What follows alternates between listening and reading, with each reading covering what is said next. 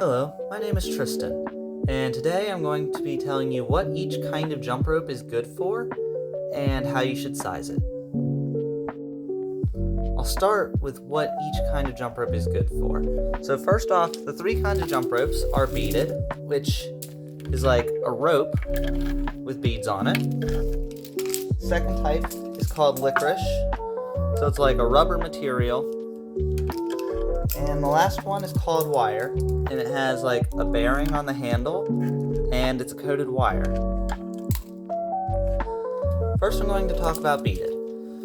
So beaded is a heavier rope because it has heavy beads on it, but that also means it's easier to control, and it's good for tricks like manipulations, which would be like a cross, or like a release, or any way you like wrap the rope around your arm or something.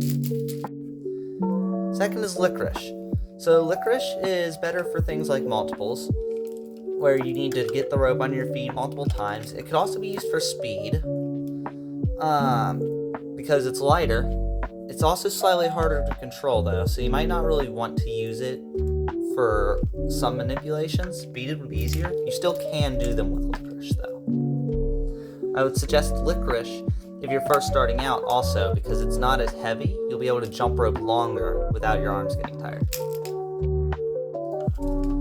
Last up is wire. So wire is a coated wire. If you hit yourself with it, it could hurt. I know because I've hit myself with it before. It's not fun.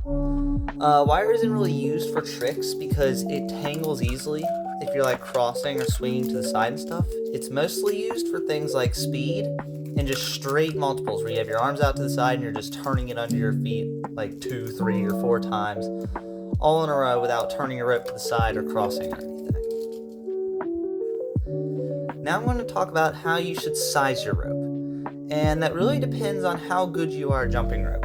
When you're first starting out, to figure out how long your rope should be, I would suggest you stand on your rope and pull it up to where the handles go into your armpits. That's a good size for a starter. And then cut your rope to be that short, or if you're making a beaded rope, you'll have to measure the rope and like tie it and make sure it's that short once it's tied.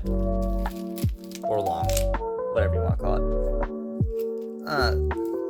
So once you get better, you can start making your rope shorter, because that makes it easier to turn, but it's also, like when you're first starting out, you'll hit yourself in the head or it'll catch on your feet because you need more room since you turn your arms bigger.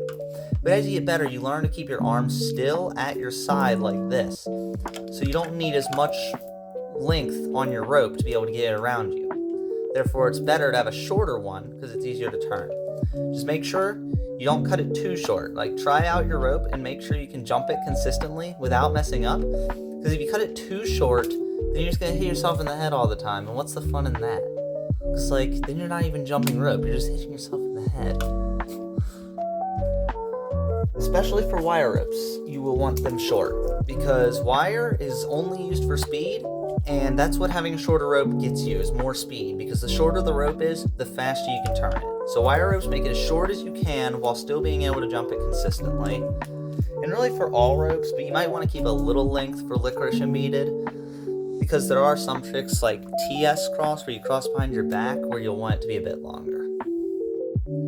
That's all for this video. Make sure you like and subscribe, and have a nice life. Hence the name.